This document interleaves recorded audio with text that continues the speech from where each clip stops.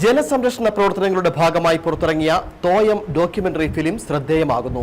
കാലാവസ്ഥാ വ്യതിയാനം മൂലം ശുദ്ധജലക്ഷാമം രൂക്ഷമാകുന്ന ഈ കാലത്ത് ജലസംരക്ഷണത്തിന്റെ ആവശ്യകത ജനങ്ങളിൽ എത്തിക്കുക എന്ന ഉദ്ദേശത്തോടു കൂടിയാണ് ഇല നേച്ചർ ഫൗണ്ടേഷൻ ഫിലിം പുറത്തിറക്കിയിരിക്കുന്നത്.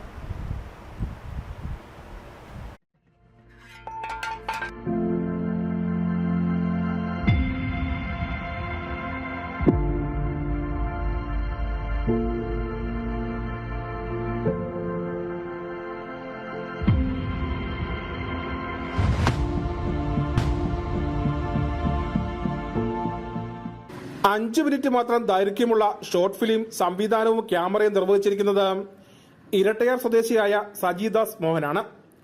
വ്യത്യസ്തമായ ആശയങ്ങളിൽ ഊന്നിയുള്ള നിരവധി പരസ്യചിത്രങ്ങൾ അദ്ദേഹത്തിൻ്റെതായി പുറത്തു വന്നിട്ടുണ്ട്. ജലവിഭവ വകുപ്പിന്റെ പിന്തുണയോടുകൂടി പുറത്തിറക്കിയിരിക്കുന്ന ചിത്രം സംസ്ഥാനത്തെ വിവിധ സ്കൂളുകളിൽ പ്രദർശിപ്പിക്കും. ജലസംരക്ഷണത്തിന്റെ ആവശ്യകതയെപ്പറ്റി കുട്ടികളിൽ അവബോധം വളർത്തുകയും അമൂല്യമായ ജലസ്രോതസ്സുകളെ സംരക്ഷിക്കുന്നതിനുള്ള വിവിധ പ്രവർത്തനങ്ങളും ഒപ്പം നടത്തും.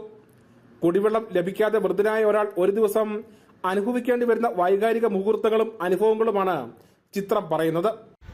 ജലസംരക്ഷണത്തിൻ്റെ ആവശ്യകതയും ജലം നാളേക്ക് കരുതി വെക്കേണ്ടതിൻ്റെ ഒരു കാര്യത്തെപ്പറ്റിയാണ്.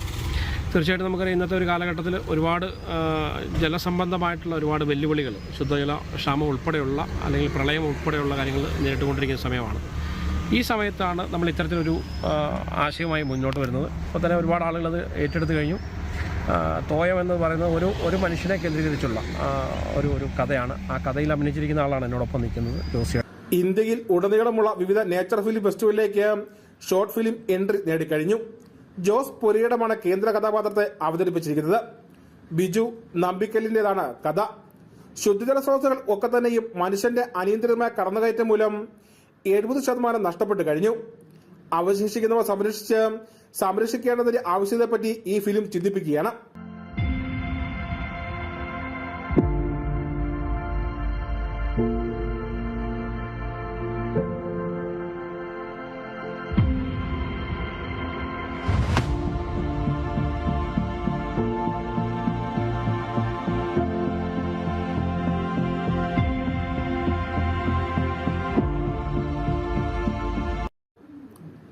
Idukki vision news, Kattappana.